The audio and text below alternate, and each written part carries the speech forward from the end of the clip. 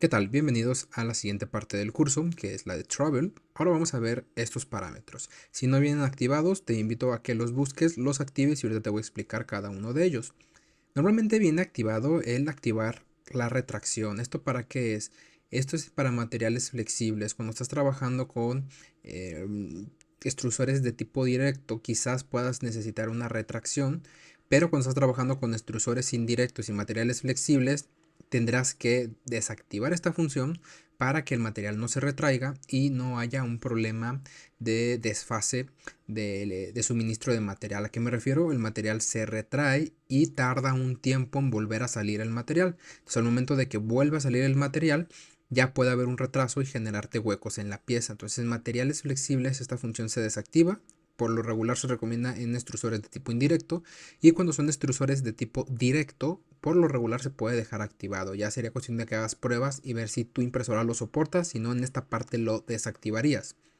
Otro de los puntos importantes a tener en cuenta es la distancia de la retracción, que varía de acuerdo al modelo. Aquí directamente yo te invito a que utilices los defectos, digo, los parámetros por defectos que te da el fabricante. ¿Qué quiere decir esto? El fabricante ya hizo pruebas, ya corrió diferentes impresiones y te está dando los parámetros base que tú puedes partir para ver si te funcionan o no. ¿A qué me refiero que te pueden funcionar o no? Esto normalmente se modifica cuando empiezas a tener piezas con hilos. Esas piezas que tienen como si estuvieran muy peluda la pieza, como si te dejara líneas por todos lados, se debe a que la retracción que hacen no es la suficiente como para que el material no gotee. Pero eso tiene que ver un equilibrio en tres cosas. Uno, tiene que ser la temperatura correcta. Si la temperatura está demasiado alta, vamos a tener ese problema. Entonces, en este caso, te diría que se van a hacer pruebas directamente con la temperatura de impresión del material.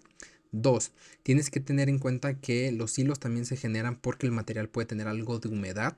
Si está teniendo burbujeo o se escucha como que está explotando, como pequeños tronidos en el cabezal, quiere decir que está teniendo humedad y eso también te puede generar hilos. Si estás trabajando con PETG, lo más probable es que batalles con los hilos porque es un material que tiende a dejar mucho ese defecto. Y el otro también es la retracción o la distancia de la retracción, que no es la suficiente, y la velocidad. Entonces, este equilibrio de los tres puntos es la retracción, la velocidad y la temperatura te pueden hacer tener problemas. Entonces, yo me iría más a que primero revises la temperatura, segundo, veas la velocidad, porque si lo haces muy rápido te afecta, si lo haces muy lento también afecta. Pero directamente, ¿cómo podemos saber si la retracción está muy lenta o muy rápida? Bueno, esto tendremos que hacer unas pruebas, hacer una prueba y partir directamente desde el valor que te da el fabricante. En este caso necesitamos comprobar que la retracción por defecto, qué efecto nos está generando. Si nos está generando hilos, yo te recomendaría que esta velocidad la aumentes quizás 10 milímetros más, o sea que sea 35 milímetros por segundo y ver qué pasa. Si no, hay que bajarlo directamente a 15 milímetros por segundo para ver si hay diferencia. Si en algunos se empeora, quiere decir que es para el otro lado. Y viceversa, si le diste, por ejemplo, lo dejaste en 15 y se solucionó, esa era la solución. Entonces yo parto primero temperatura, luego velocidad y por último la distancia, ya que la distancia viene calibrada. ¿Qué quiere decir esto? Que si nosotros la aumentamos, posiblemente podamos llegar hasta hacer un tapón, porque se va a retraer suficiente el material, se va a enfriar, al momento de quererlo empujar ya está deformado y no va a fluir. Entonces nos puede generar un problema retraerlo mayor. Podemos hacerlo a menor distancia, pero normalmente no te va a dar ningún beneficio. El problema aquí es que el material se está retrayendo, pero está goteando. Y si tú acortas esta distancia, pues realmente va a haber más material y vas a tener más el problema. Entonces este nunca lo modifico. Es rara vez el momento en el que lo tengo que dar alguna configuración. Por lo regular es primero temperatura y luego la velocidad de retracción. Este nunca se mueve y es muy común encontrar en foros que recomiendan este parámetro. Y la verdad, no vas a obtener buenos resultados porque el problema puede ser, por la mayoría de las veces, la temperatura. Que no estás teniendo una temperatura bastante más alta y eso te está dejando los hilos o el material tiene humedad. Pero es importante que primero revises esa parte y luego te vengas a revisar la velocidad. El último que vamos a tener aquí es el Combine Mode. Este que es, bueno, este es prácticamente una función en donde es el desplazamiento. Si está imprimiendo la pieza normalmente de un punto A a un punto B, dentro de la misma geometría de la pieza. Vamos a hacer un slicing para visualizar la diferencia. Básicamente el Combine Mode lo que va a hacer es decidir cómo lo va a hacer. Si directamente es donde termine a donde se vaya, es un desplazamiento lineal, lo cual nos puede generar líneas por toda la pieza. Vamos a poner un ejemplo. Supongamos que estamos imprimiendo esta parte donde no está dividida en dos partes, sino que es una sola figura, y todavía tiene que imprimir, por ejemplo, lo que es el relleno. Está imprimiendo el relleno, pero supongamos que de esta parte de aquí termina y tiene que desplazarse hacia la parte de la cola. Lo que normalmente haría sería irse en línea recta hacia el punto donde tenga que ir, lo cual dejaría aquí una línea o una, por ejemplo, que tenga que venir a la patita directamente, pondría una línea y generaría una textura desagradable. Igual cuando está haciendo el relleno, digo las paredes, es muy común que se desplace de un punto hacia donde el otro donde necesite. El problema de esto es que nos puede generar hilos.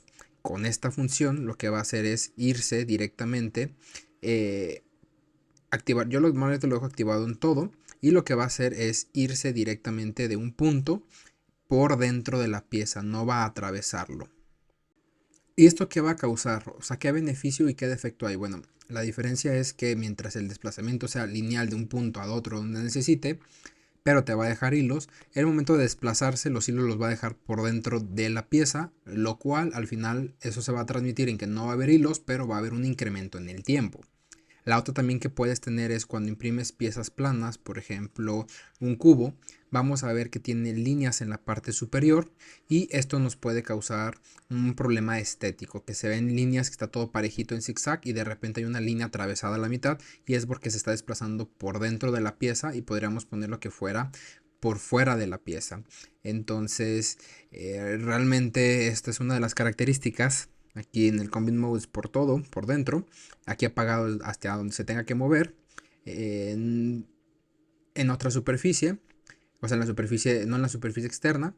Aquí es no en la piel, o sea, se movería por dentro de la pieza. Y el otro es incluso en el relleno, por así decirlo. Entonces, yo normalmente lo tengo activado en All, nunca lo desactivo porque eso me da un beneficio de que va a reducir la cantidad de hilos en piezas donde tenga que desplazarse mucho de un lado a otro en una misma geometría. En esta parte, por ejemplo, no aplicaría en el dragón porque aquí son dos piezas diferentes. Aquí es donde generarían los hilos, pero en piezas donde es básicamente una estructura donde se tiene que desplazar en diferentes partes, sí generaría muchísimos hilos, que es como la base que les comentaba, que puede ser que esté imprimiendo algo aquí en la cabeza, luego se regresa para acá y está generando hilos en una pieza en donde podría desplazarse por dentro y evitarlos totalmente.